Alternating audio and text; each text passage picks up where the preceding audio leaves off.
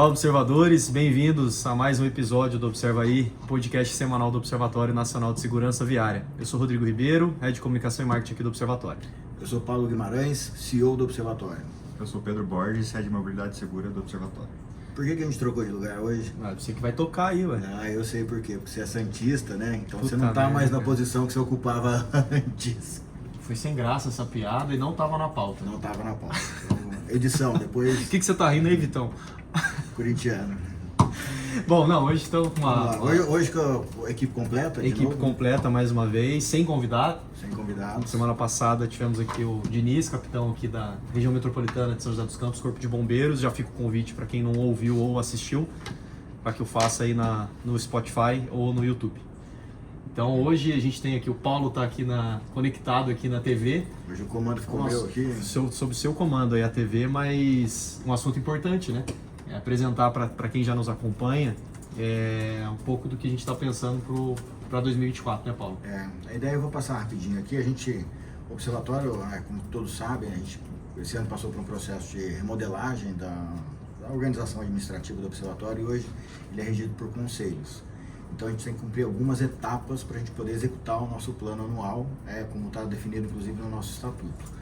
Então, numa primeira etapa, a gente fez uma apresentação para o Conselho Consultivo, que é formado pelos nossos mantenedores, né, os representantes aí das empresas que fazem a manutenção e o apoio, né, a parceria com o Observatório.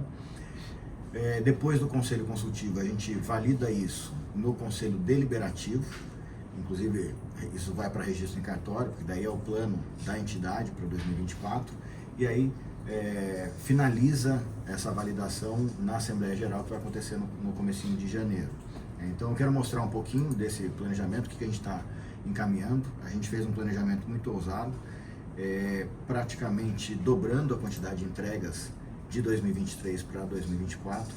Então a gente vai discutir um pouquinho sobre isso, apresentar de forma rápida o que a gente está planejando para o ano que vem, até para as pessoas que nos acompanham saberem, né, que a gente tem um plano de trabalho pela frente e eventualmente aumentar a sua contribuição aí com o Observatório.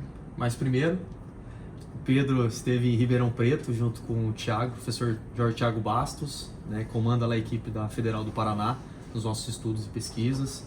E com um curso muito bacana, que é mais uma opção aí do Observatório de capacitação para quem quer se especializar, principalmente em visão zero, é isso, Pedro? Exatamente, foi um curso focado em visão zero para a prefeitura, e especificamente Prefeitura de Ribeirão Preto. Então a gente modulou todo o curso visando as necessidades que eles têm lá, o cenário que eles têm atual de segurança viária. E eu ouso dizer que é um curso inédito.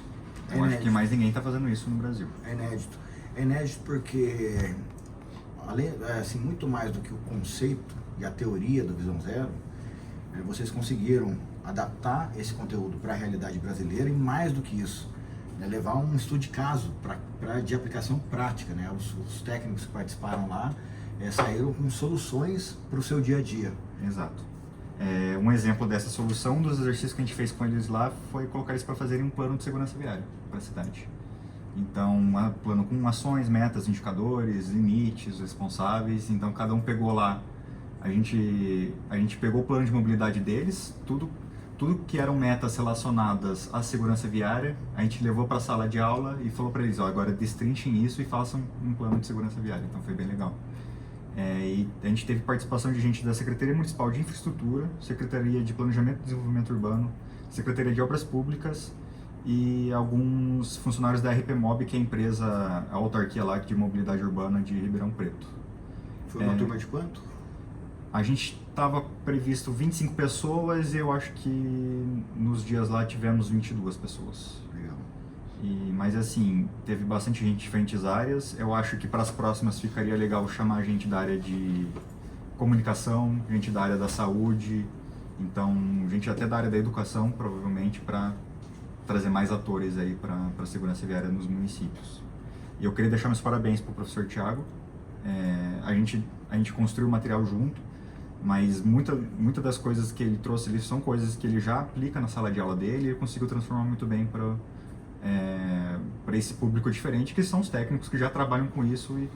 Então, assim, o conteúdo ele é mais importante ainda, né? Que eles vão aplicar no dia a dia do município. E Foi uma carga horária de 12 horas? 12 horas a gente conseguiu dividir bem a meio. 6 horas de conteúdo mais teórico, exato, e 6 horas de conteúdo mais prático com os exercícios que a gente passou para eles. Também queria deixar meu agradecimento à própria prefeitura, eles ajudaram muito na questão logística e tal. E foi todo esse curso também foi uma iniciativa da diretora do Departamento de Mobilidade Urbana lá da Secretaria de Planejamento e Desenvolvimento Urbano, que é a Ellen Miranda. Então, a Ellen está super ativa mesmo nesse meio. Então, queria deixar meu agradecimento para ela por ter ajudado com toda a logística lá e os parabéns também pela iniciativa de ter corrido atrás desse curso. Inclusive, esse curso era uma das metas do plano de mobilidade deles, que foi aprovado ano passado. Ah, que então, interessante. eles já podem riscar lá do plano No Trello deles lá. No Trello, cumprido. Então, foi muito legal fazer parte disso e levar o Observatório e a Federal do Paraná a ajudar eles nessa E questão. acho que Ribeirão Preto, a gente pode usar... Ribeirão teve algumas iniciativas, né? Então teve essa questão do curso que cumpre um item do plano de mobilidade. Eles fizeram a inscrição também de uma equipe no curso Transformando Cidades, que é um curso mais extenso, né? Plataforma totalmente EAD. E também receberam lá o material do Observatório Educa e fizeram a aplicação no ensino fundamental e foram premiados. Na semana que vem tem a premiação do Prêmio Senatran de Educação para o Trânsito. Então, isso demonstra que quando você tem, o pessoal chama isso de vontade política, né? Não tem muito a ver com questões partidárias, mas é a vontade do gestor de encarar e resolver os problemas. Então, a vontade política, com preparação técnica e com apoio, né, dessa nossa rede, né? Eu estou citando aqui o Observatório que deu todo esse apoio, as coisas acabam acontecendo e vão produzindo resultados. Sim. O Ribeirão Preto ajudou o Observatório. A gente sempre recebe essas premiações em conjunto. Então, o tricampeonato no Prêmio Senatran de Educação para o Trânsito do Observatório vem com essa ajuda de Ribeirão Preto. O ano passado foi por meio de Alagoas, do estado de Alagoas, também com o Observatório Educa. E no ano anterior, que eu não me lembro agora qual foi o projeto, mas também o Observatório Educa sendo um vencedor de uma das categorias do prêmio. Então, o Educa está aí com um tricampeonato. Bem melhor que o Santos, inclusive. Louco. Pô, vai ser isso o episódio inteiro, pô? Não, inclusive, quem quiser ter um pouco... Deixa eu mudar de assunto aqui. Vai estar no título do episódio. Alguma coisa sobre o Santos. Quem quiser ter pegar a percepção da Ellen ali de como foi o curso, a gente já está inclusive com uma matéria no site, tá bem bacana lá, tudo que ela falou e conversou com a gente, com a nossa equipe aí de comunicação, dando esse feedback, tá lá no site. Legal, foi muito bom, parabéns aí pro Pedro, pro professor Thiago, que conseguiram trazer esse conteúdo inovador e inédito para o Brasil e que tenho certeza que a partir do ano que vem foi um dos... Eu não gosto de chamar de piloto porque piloto... Mas não deixa de ser um piloto, né? Mas foi um primeiro curso. Acho que tem aprimoramentos para fazer a partir até desse feedback de Ribeirão Preto, mas acho que vai ser uma coisa legal que a gente vai ter para o ano que vem dentro daquele nosso planejamento. Sim. Falando em planejamento, já do Visão Zero, que está programado para o ano que vem. Eu vou passar aqui rapidinho, bem rápido mesmo, alguns destaques deste ano de 2023. Então, essa aqui é a apresentação que a gente tem usado para poder fazer a validação do nosso planejamento, então a gente sempre fala um pouco do que aconteceu. A gente teve aqui na área de publicações técnicas algumas publicações muito importantes. A gente teve várias, mas eu separei algumas aqui e sempre coloco aqui, chamo a atenção para o nosso grupo de pesquisa do CNPq, que ele tá sempre aberto a receber novos colaboradores, não só pesquisadores, mas também técnicos. Posso abrir um parênteses? Claro. A gente vai ter uma reunião do grupo de pesquisa na próxima semana, dia 12. Vou até conferir Então, dia 12 de dezembro. 12 de dezembro, terça-feira, às 2 da tarde. 2 da tarde, é uma reunião aberta, como é que as pessoas conseguem acessar? É uma reunião aberta, a gente disponibilizou um link do Meet, do Google Meet, mas a gente divulga de volta, já foi feita divulgação em redes, eu acho, a gente continua a divulgação. Dá para até deixar na descrição do episódio, talvez, não sei. E a pauta da reunião é para apresentar o grupo? Reunião inicial. Reunião inicial. Todo o conteúdo que está sendo produzido, já foi produzido, como faz para participar, etc. Mais para unir todo mundo que tem interesse. Você lembra quantos membros a gente tem no grupo já de pesquisa? Registrado? Deixa eu ver se está aqui. Não, aqui tá só o print da tela, não tá o... Eu não lembro, mas é bastante gente. Porque mais de 20 pessoas. Mais de 20, porque todo professor que acaba orientando algum aluno na área de algum das nossas pesquisas acabam virando membros do grupo de pesquisa, então eu acho que tem potencial para crescer bastante esse grupo. E é um ambiente de troca acadêmica, científica muito interessante para quem já atua bastante tempo na área, mas para quem está começando também ter esse contato, porque ali é um grupo bem misto. E você tem gente que já tem bastante experiência e gente que está começando. E essas duas pessoas contribuem bastante para o grupo, né? Sim. A pessoa que está chegando vem com ideia nova, vem com conceito novo. Então, participem, é um grupo bem legal e ele não é restrito à população acadêmica. Exato.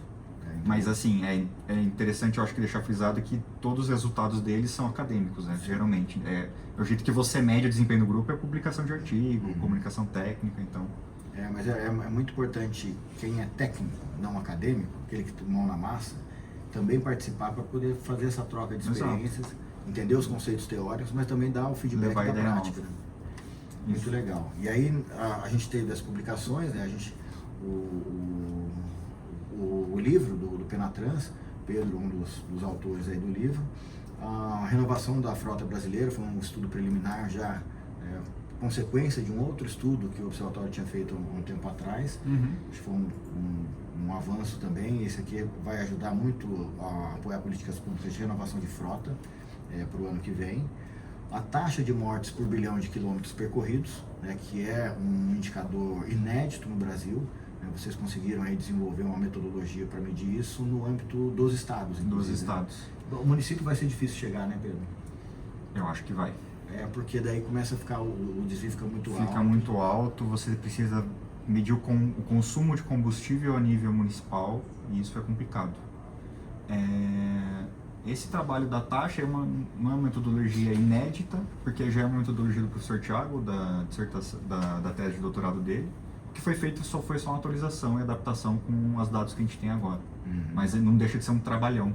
Que esse trabalho de atualização também é bem grande.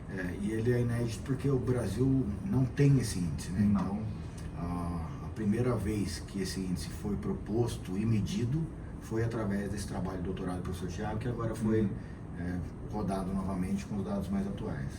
E essa taxa geralmente ela é calculada com países que têm auditorias de segurança veicular periódicas. O que acontece? Você leva o teu veículo lá e eles conseguem anotar pela quilometragem. Então eles anotam anualmente o veículo de todas as pessoas que estão com veículo regular, quanto que eles percorreram. Então eles conseguem ter uma base de dados disso. Aqui no Brasil a gente não tem. E é um desafio, porque a gente está falando de duas publicações que se conectam, né, nesse sentido.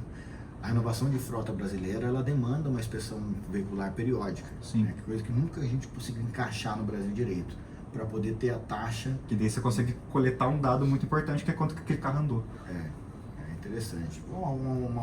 Vamos colocar isso na nossa pauta de Vox, senão porque vocês vão ver que nossa pauta está cheia, mas é uma coisa interessante para a gente provocar outros órgãos que atuam em parceria com a gente. Programa Laço Amarelo, então. Falou do livro. Vou ler o livro. O livro a gente publicou, né? É a terceira edição, Pedro? Me lembra? Terceira edição. Terceira edição é um livro que se chamava Segurança Viária, e aí ele foi atualizado, atualizou o conceito, atualizou o conteúdo e atualizou o nome também para Segurança no Trânsito. A gente brinca que é a Bíblia do técnico, né? Ele é bem focado em engenharia, mas ele abrange todas as áreas de atuação do trânsito, da segurança no trânsito.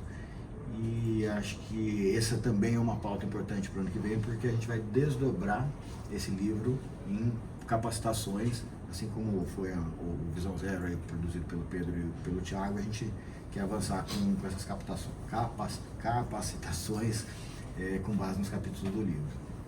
Tem uma curiosidade interessante, a segunda edição desse livro, se você colocar no Google Ferraz, 2012, você vai achar em um monte de trabalho. Você vai achar em plano de mobilidade, você vai achar no Manual de Segurança Viária do DR, que saiu agora, esse ano. Vai ter até lá um monte de referência a Ferraz 2012. Ferraz é o Coca. O Coca, o autor principal. É o autor principal. E foi muito legal, porque no lançamento desse livro, o professor Coca soltou uma frase que eu não esqueço, que é assim, se referindo ao professor Thiago, dizendo, olha, o aluno superou o mestre. Foi muito legal. Pra vocês terem uma noção de como é que o professor Thiago está posicionado hoje no meio acadêmico e no meio técnico. Posso ir para o próximo? Pode não pro esqueci próximo. mais nada? Não. Bom, Laço Amarelo, vou passar rapidinho aqui, mas a gente fez todas as entregas do Laço Amarelo, né, todo mês, né, esse monte de conteúdo, já estruturando o Laço Amarelo para o ano que vem com uma nova roupagem, com uma nova metodologia de atuação. A gente vai ter um momento mais para frente para falar sobre isso, né, talvez no começo do ano que vem.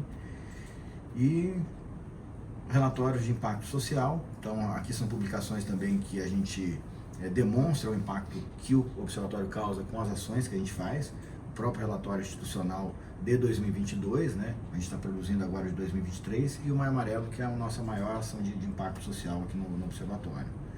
Várias lives, webinários, aqui o Pedro, nosso condutor, aqui sempre relacionado a uma publicação, então a gente teve guia do ciclista seguro, a taxa de mortes por bilhão, a Dani conduziu uma com mulheres seguras no trânsito, as lives sobre Maio Amarelo, então tudo isso para mostrar o nosso grau de atuação e abrangência que a gente tem proposto aí para o Observatório.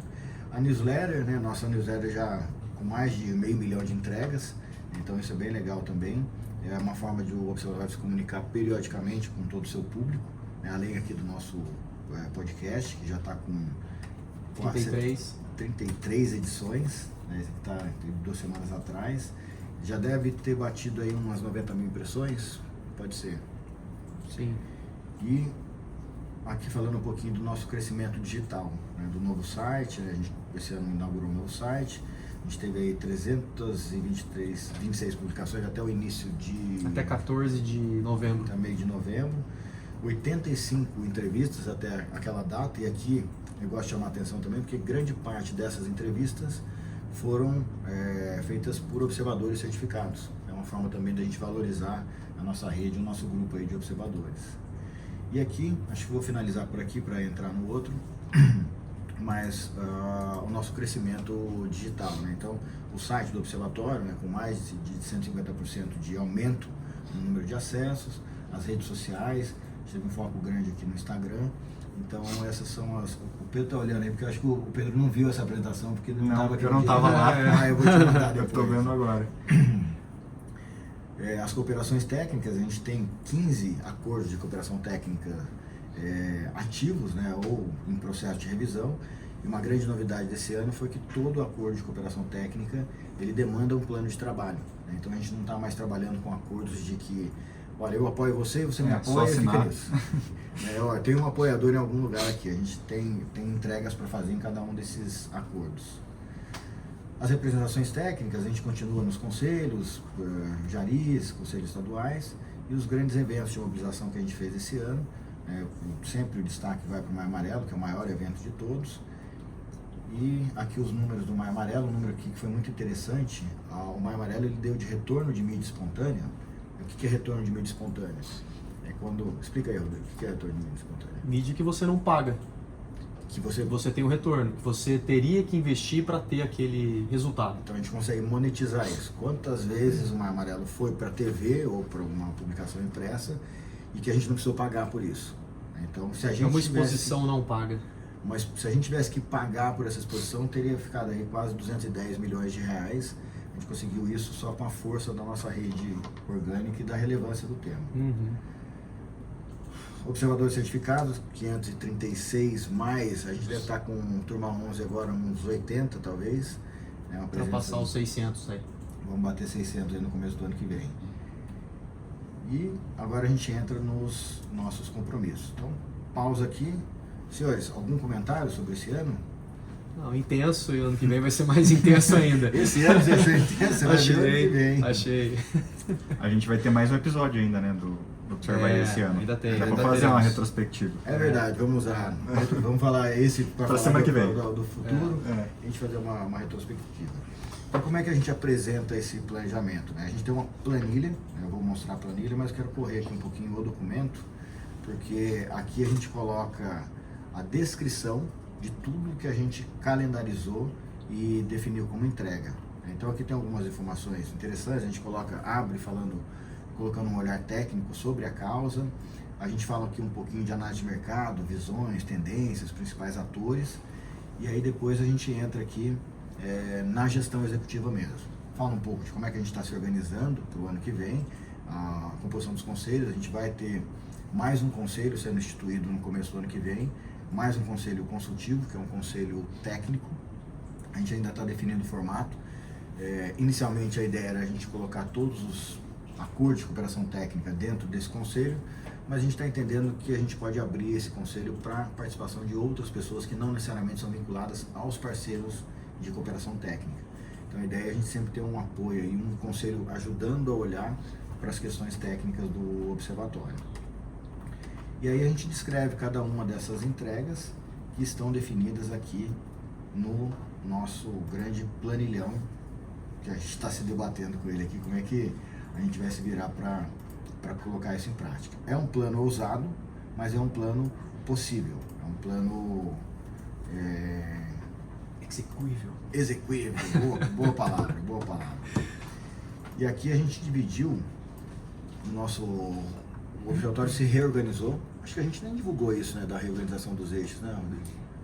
Eu juro por Deus, estava aqui, ó. Você Só que eu ia falar. Tá pronto, mas falta imprimir. Só né? que eu ia complementar no fim.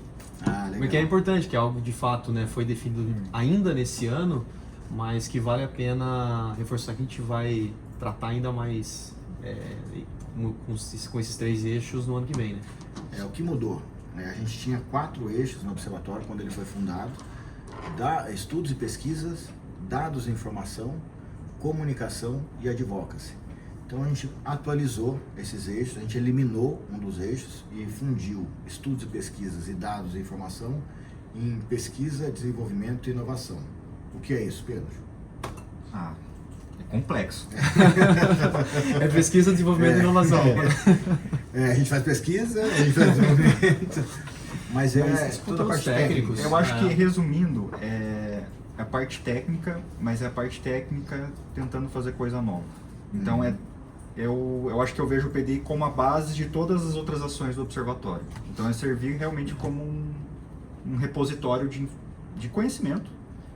Conhecimento que já existe, ou conhecimento que a gente consegue construir do zero, construir de outros trabalhos, e que serve de base para todas as outras ações do observatório, sejam elas de impacto social ou de advocacy. E de fato a gente já colocou em prática, né? Porque muitos dos conteúdos que a gente já iniciou, somente nesse último semestre, foram baseados nos estudos, pesquisas feitas aqui pelo... Praticamente a gente não faz mais nada se não for baseado nesse eixo, né? Que se desdobra, que é já a nossa metodologia de trabalho. A gente só conseguiu formalizar isso, né? Porque começa com PDI, né? A gente desenvolve um tema no PDI e passa para o segundo eixo, que antes era comunicação, e hoje a gente transformou em impacto social.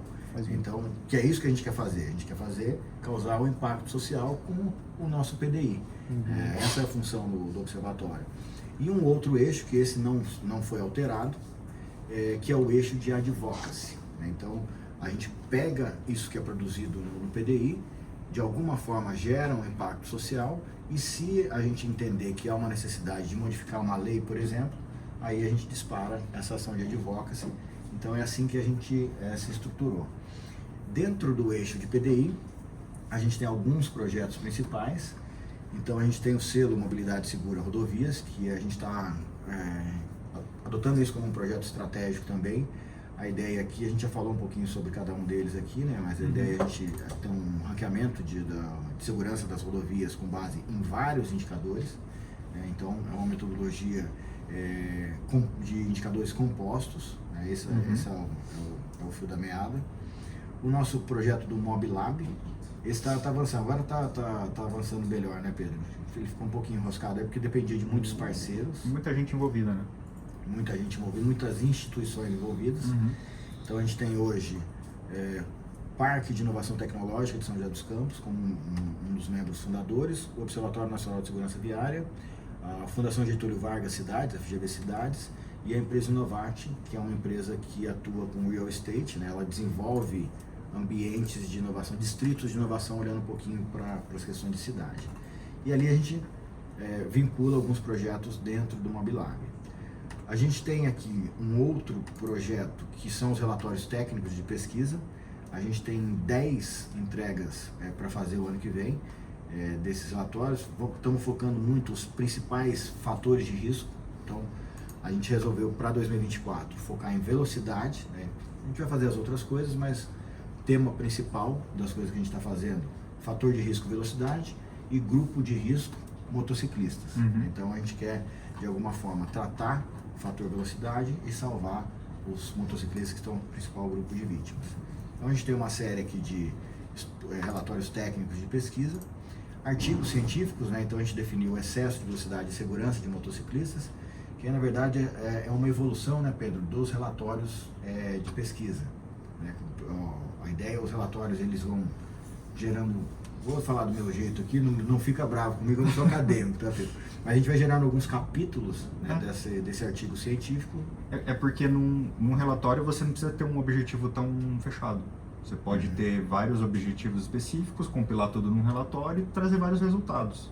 No artigo científico, que ele é mais limitado, o escopo dele é limitado, você pode pegar só o resultado mais importante, mais impactante, transformar no artigo e tentar publicar ou no congresso ou numa revista. E a gente tem foco, né? Um PET é sempre uma meta, porque é o maior evento da área de transportes. É o maior congresso, na minha opinião, o maior congresso na área de pesquisa, na área de engenharia de transportes no Brasil hoje. E então a gente tem esses 2 artigos científicos. A gente preparou aqui um programa de capacitação, né? Então a gente vai investir bastante em 2024, inclusive reformulando a plataforma Academy, que é a nossa plataforma aí de capacitação. A gente separou em 2 modalidades, né? Cursos mais rápidos, de 12 horas de carga horária, e cursos de 30 horas de carga horária. Então a gente tem aí a previsão de 9 cursos de 12 horas, esse Visão Zero no Brasil. A gente deve ter a versão presencial, que tem essas práticas vinculadas ao município, mas a ideia é a gente ter uma versão EAD também para as questões teóricas. A gente adapta o material e tenta fazer algo que seja compatível com todo o Brasil, né? Não só um município específico.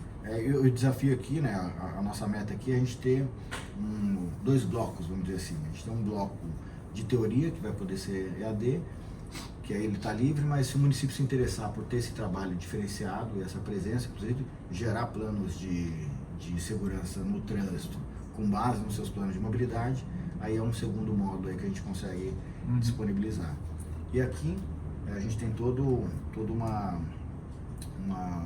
esteira de capacitações relacionadas a municípios, ferramentas de gestão, previsão de sinistros, avaliação de projetos de segurança no trânsito, e o Transformando Cidades, que para o ano de 2024 ele passa a ter a opção de modularização em módulos de 30 horas. Hoje ele é um curso de 380 horas, então para o ano que vem a gente está prevendo transformar as 380 horas com certificação Lato Sensu para aqueles que forem graduados, então vai valer como uma pós-graduação, mas a gente vai ter essa opção também, né, dos conhecimentos específicos.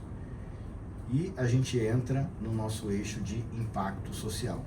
Aí, Rodrigão, o Pedro responsável pelo PDI, Rodrigo responsável pelo impacto social, e está entrando nos assuntos aqui que o Rodrigo nunca ouviu falar, mas vai ter que encarar. Cooperação técnica. Vamos pra cima. É a hora que eu coloquei na planilha. Eu falei, eu não preenchi, é com o Pedro. Não, filho.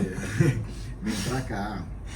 Mas aqui a gente tem como meta principal a internacionalização do movimento Maio Amarelo. A gente está conseguindo avançar bastante com isso, muito legal. A gente tem 2 entregas de turmas de observadores certificados para o ano que vem, turma 12 e turma 13. E as nossas publicações, entra uma publicação adicional de impacto social, além do relatório anual de 2023, que a gente finaliza em 2024, e o relatório do próprio Maio Amarelo, que é 2024, a gente tem o relatório Setembro Amarelo. Então, a gente tem a Semana Nacional de Trânsito em setembro, e a ideia é que a gente transforme o mês de setembro num grande mês de mobilização, assim como a gente faz no maio. A gente quer levar isso, estender a Semana Nacional de Trânsito para todo mês, tendo visto que muita gente já tem trabalhado assim, né? Como exemplo, o CNT 7 Senat, que é a nossa parceira, já faz no mês de setembro um mês inteiro de ações de mobilização. Alguma coisa, Pedro? Não, só estou lembrando. Você está imaginando o tanto de trabalho que o Rodrigo vai ter ou que você vai ter? Nós dois, né? Muito bom, vamos ter ajuda para isso. A gente tem um calendário de eventos que vão ser produzidos pelo Observatório, fora o nosso calendário de participação em eventos, mas a gente vai produzir a abertura oficial do Maio Amarelo 2024, como a gente sempre faz, o Destaques Maio Amarelo também, como a gente sempre faz. A gente tem um seminário de inovação em mobilidade segura, junto com o Parque da Mobilidade Urbana. Então, até aproveitando, você vai falar disso no final, né? Mas a gente fechou uma parceria com o Connected Smart Cities e com o Parque da Mobilidade Urbana. A gente vai estar junto aí nos eventos do ano que vem. O seminário Setembro Amarelo, onde a gente vai usar o espaço e esse mês para potencializar e dar luz e destaque para as ações do Laço Amarelo. Assim como a gente faz no Maio Amarelo, esse vai ser focado na nossa rede Laço Amarelo. Então a ideia é trabalhar um pouco em cima disso. E o Observatório Summit, que vai ser dentro do Connect Smart Cities, que vai ser em setembro, onde ali a gente quer trazer uma discussão de alto nível. Esse aqui é um evento um pouco mais fechado, mais exclusivo para convidados, mas a ideia é a gente trazer essa discussão também num nível um pouco mais estratégico. E os encontros dos observadores certificados, que também é uma inovação que a gente está trazendo, que são os encontros regionais. A gente fez um piloto, que está acontecendo nesse momento, na verdade. Antes de ontem foi a reunião, o primeiro encontro regional dos observadores baianos. Está tendo um evento lá na Bahia, promovido pelo CETRAN Bahia. Então, a gente fez esse desafio, foi muito legal, o encontro regional, até para eles se fortalecerem ali dentro do ambiente da região. Então a gente vai ter 5 encontros regionais, Sul, Sudeste, Centro-Oeste e Norte-Nordeste, e a gente vai ter um encontro nacional. O Laço Amarelo, a gente continua com as produções, também com uma novidade, né, Rodrigo? A novidade no conteúdo, né? Trazendo o conteúdo em si, ele vai estar mais moderno, vamos dizer assim, uma pegada um pouco diferente do que a gente tem hoje. A gente tem uns materiais, vamos dizer assim, mais lúdicos e didáticos. Eles não vão deixar de ser didáticos, mas vão deixar de ser menos lúdicos e mais reais. Então a gente está trazendo imagens, posts reais, produzidos inclusive aqui pela equipe do Observatório.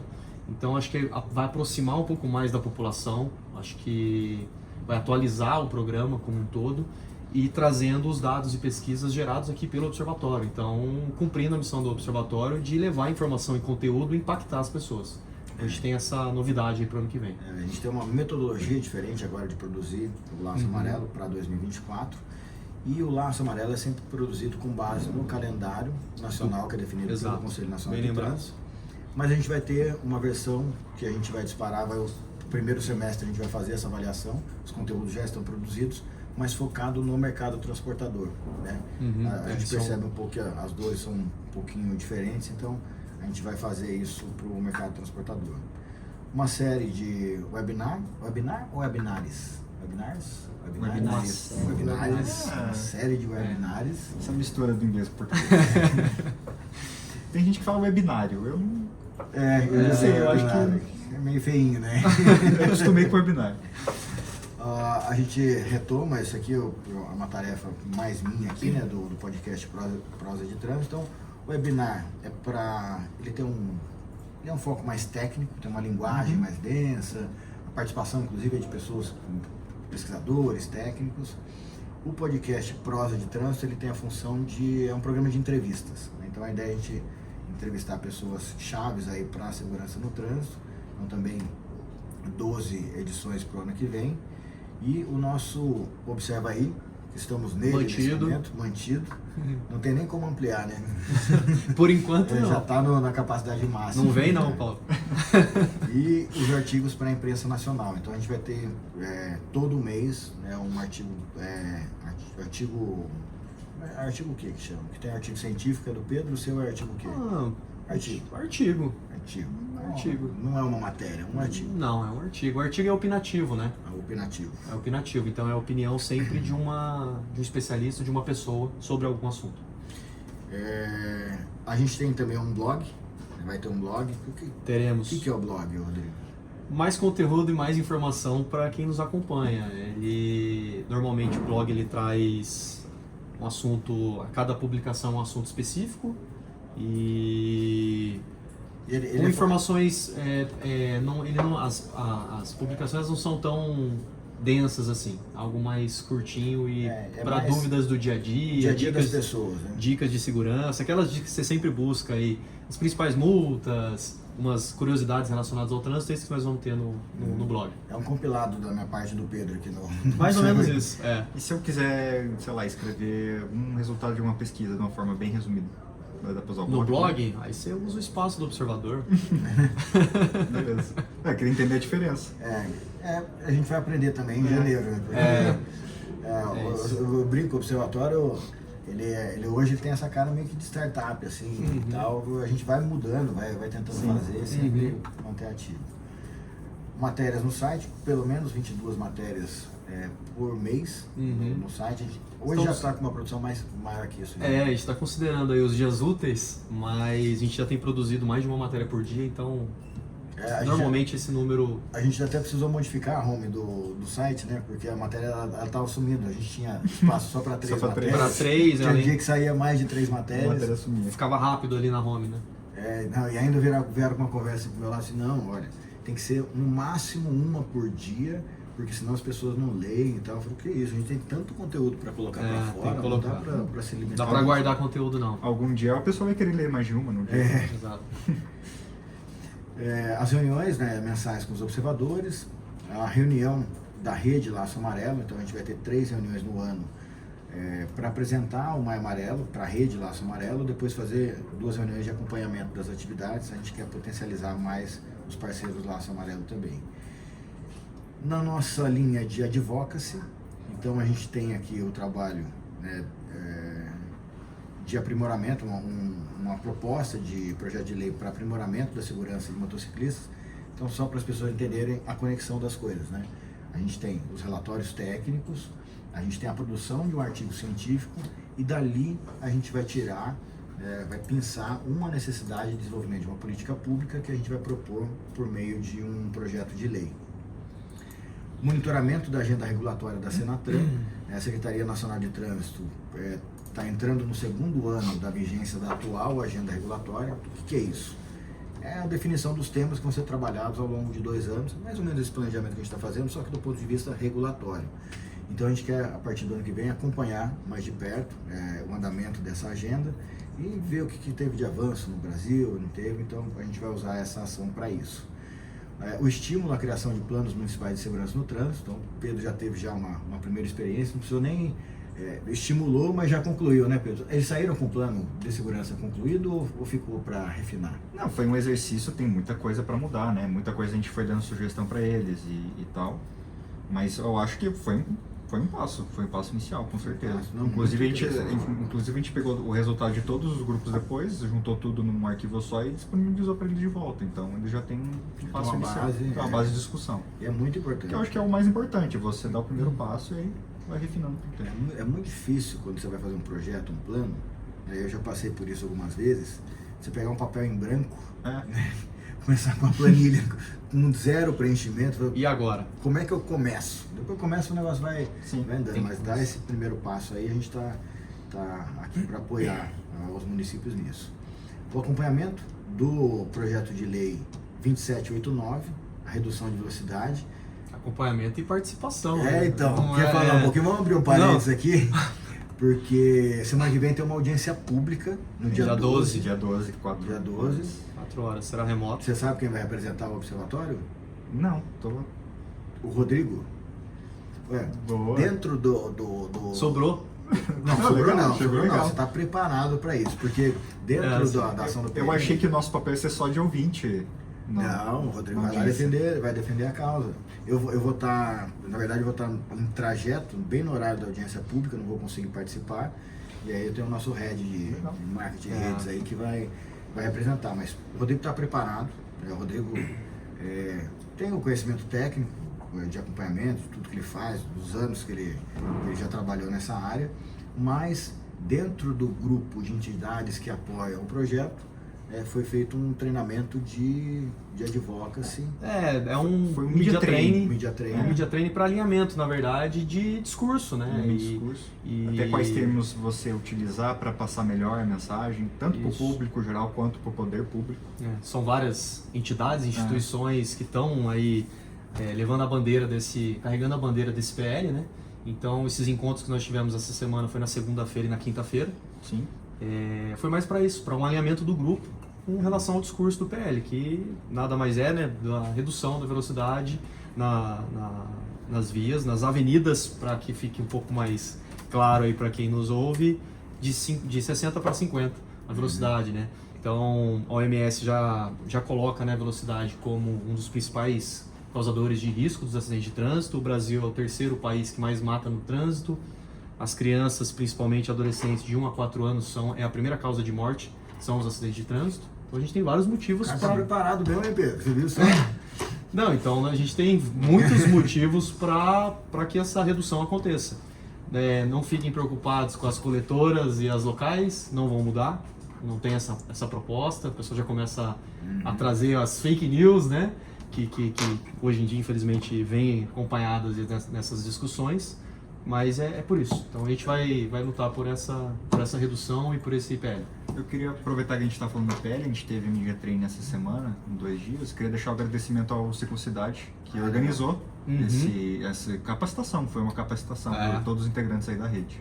E assim, foi um alinhamento na prática também, né? A gente participou. No grupo ali estava dando decisão ainda. Não, a gente na reunião... escrever uma nota imprensa. Foi bem legal. Fazer uma discussão interna para poder atender a imprensa, foi legal, foi bem bacana. Muito bom. E a gente está participando, só reforçando, porque alguns estudos do Observatório fundamentaram a proposição desse PL. Né? Então, PDI, Advocacy... Dados do Estudo Naturalístico de Direção lá em Curitiba. Muito... Eles citaram na segunda-feira, inclusive. Sim. O exemplo dos segundos que se ganham, entre aspas, com um aumento da velocidade. Um cálculo geral lá que você ganha 8 segundos por quilômetro quando você excede a velocidade em Curitiba. Então, 8 segundos por quilômetro. Então, seu trajeto diário é 3 km, você está excedendo um monte, você está economizando 30 segundos no máximo. Pra quê? Pra quê? Pra quê?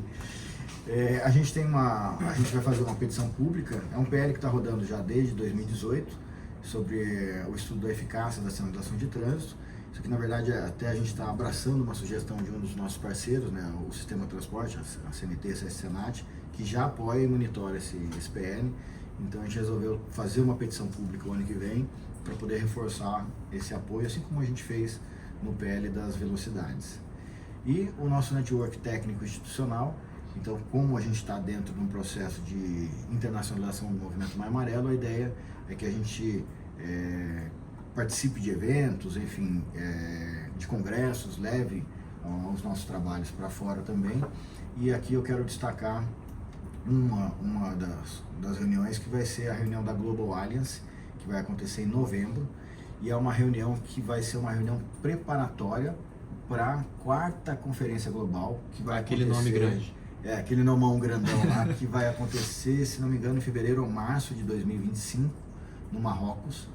Então, cada setor, cada parte do setor envolvido, e a gente está envolvido na Global Alliance porque é uma aliança global de ONGs, o Observatório faz parte, então é uma preparação para a reunião global de segurança viária que vai acontecer em 2025.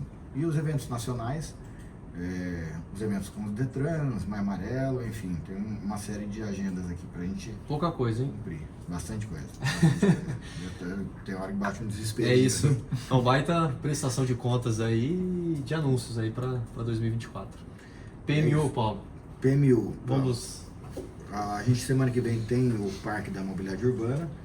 É um evento já, talvez um dos maiores que trata desse tema. Então ele vai ter uma edição regional, é a primeira edição regional que vai acontecer, regional Centro-Oeste, lá em Brasília, no dia 14, a partir das 9 da manhã até as 18 horas. Quem é parceiro do Observatório é um evento pago, mas quem é parceiro do Observatório já está lá no nosso site, tem 25% de desconto na inscrição, usando lá o cupomzinho do Observatório. E para nossa rede, quando eu falo nossa rede, mantenedores, observadores certificados e programa Laço Amarelo, a gente tem algumas cortesias, então inscrição gratuita para quem tiver a disponibilidade de estar participando lá na próxima quinta-feira. Quinta-feira. É isso. E o senhor não vai falar do seu painel? Olha, eu tenho um painel lá, na verdade a gente é co-criador do evento, parceiro estratégico lá do Parque da Mobilidade Urbana, e um dos painéis foi organizado pelo Observatório. Então a gente está dependendo ainda de 2 confirmações, mas vai mediar o painel o Secretário Nacional de Trânsito, né, o Adroaldo, participam como apresentadores, debatedores, eu, representando o Observatório, o Denis Andia, que é o Secretário Nacional de Mobilidade Urbana, e a gente está esperando confirmações. A ideia era a gente ter 2 entes privados. Então, qual que é a ideia do painel? É o que cada setor contribui para a segurança no trânsito. Então, a gente tem setor público, representado ali pela CEMOB Nacional, terceiro setor representado pelo Observatório, e a gente está esperando a confirmação do setor empresarial, porque a ideia e a ideia do Adroaldo, secretário nacional de trânsito, moderar isso como é que o Penatrans, o nosso Plano Nacional de Redução de Mortes e Lesões no Trânsito, amarra, né, esses setores, setor público, setor privado, sociedade civil, para a gente poder atingir as metas que foram traçadas para o Brasil aí, para o mundo inteiro e para o Brasil também até 2030. Beleza, então, quem estiver no PMU, palco 2, às 14 horas, painel Segurança no Trânsito, nas ruas e inclusão. E é um recado interessante porque muita gente já vai estar em Brasília, porque no dia 13, na parte da manhã, tem, não sei se é o lançamento, o relançamento, não sei como é que a gente pode chamar, do Rodovida, que era uma iniciativa da Polícia Rodoviária Federal e que foi levada agora, por meio de decreto, se não me engano, para a Senatran. Então hoje o Rodovida está sendo, a semana que vem vai ser relançado pela Senatran, e à tarde tem a premiação do prêmio Senatran de Educação para o Trânsito. Semana cheia em Brasília, hein? Semana cheia em Brasília, né? Fora que Brasília tá uma loucura. Tô voltando de Brasília, né? Voltei ontem. Eles estão lá agora, do ponto de vista político, com um monte de pauta. Os ministros tudo saíram, porque uma parte foi para a COP, outra parte foi para Washington, não sei o quê, e tem que votar o orçamento do ano que vem, que está parado na Câmara. Confusão política lá, para variar, em Brasília. Mas estaremos lá com a agenda cheia. É isso. Vamos encerrar? Vamos encerrar? Vamos encerrar? Vamos. Deu hora, vamos almoçar, né? Vamos almoçar. Vamos, vai pular a dica? Dica e curiosidade. O Pedro conseguiu pensar no meio do caminho? Pensei. A dica da semana aí, Pedrão. Eu sempre tento balancear entre dicas entre dica rodovia, dica para cidades e modais mais ativos, mas quando chega dezembro, férias, não tem como não falar de rodovia, né? A dica que eu vou deixar é sobre manutenção preventiva, então faça manutenção preventiva do carro. O que acontece que as pessoas não percebem? Então, a primeira dica agora é um pouquinho mais de informação e talvez até um pouquinho de curiosidade. Às vezes a pessoa usa o carro diariamente, viagens curtas, velocidades reduzidas, então rotação do motor reduzida também, o carro esquenta menos. E aí quando ela acha que o carro está tudo bem, não fez a revisão no inteiro, não preciso porque meu carro está andando bem, etc. Mas na hora que ela pega uma rodovia, aí a rotação aumenta, o carro esquenta mais. Já aconteceu comigo. E muitas das pessoas estão indo para a praia, então está na Serra do Mar no verão, mais calor. E às vezes acontece de um congestionamento acontecer, que acontece, muita gente descendo ou subindo a serra, e aí o carro esquenta, e aí você tem problema com o aquecimento do carro. Então fica essa dica de manutenção do carro, porque o que acontece? Essa soma de fatores que dá errado, né? A pessoa não percebe que o carro está esquentando porque ela nunca atinge altas rotações durante o dia a dia. Então isso acontece quando está viajando em estrada e às vezes você tem que parar no congestionamento. Isso faz que a ventilação no radiador pare também, porque não está mais entrando ar ali na frente do veículo. Então toda essa soma de fatores pode fazer com que o seu veículo sobreaqueça. Muito boa dica. Muito boa dica e curiosidade, já foi. Dica, já foi. Não, já foi. Em ambientes diferentes, né? Situações diferentes tem que... É isso. Então vou aceitar aí a oferta do Pedro e adotar isso como uma curiosidade também. Boa. Deixa pra próxima. Você tinha uma nessa, na próxima a gente traz. Na próxima a gente semana que vem tem mais. Então tá bom, gente. Gostaria de agradecer a toda a nossa rede, aos mantenedores do Observatório, a Braciclo, Anfávia, CNT, Senat e TL. Sistema Transporte, Gol Plus, Gringo, iFood, Ipiranga, Mobilidade Estadão, Raizen, Uber, Veloy Vibra, aos 536 observadores certificados, a todas as empresas, prefeituras e entidades Laço Amarelo, as que aderiram ao Educa e a todas as instituições que mantêm cooperações técnicas aqui com o Observatório. Valeu, pessoal, até o próximo episódio. Valeu, pessoal, até a próxima. Tchau, galera. Até o próximo.